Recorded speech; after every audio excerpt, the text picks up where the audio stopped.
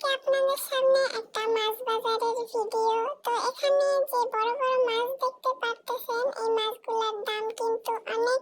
আমার হাজবেন্ড গেছিল বাজারে, তো সেখানে গিয়ে এত বড় বড় মাছ দেখে তার মনে হলো যে ভিডিও করে নিয়ে যাই, মানে তার বউয়ের অনেক উপকার হবে। তো সেই জন্য আর কি ভিডিও করে নিয়ে আসে। আমি এই ভিডিওর ভিতরে মাছ যত না দেখছি তার থেকে বেশি দেখছি লোকের পাছা। সে যতটা না মাছের ভিডিও করছে তার থেকে অন্যের পাছার ভিডিও বেশি করছে।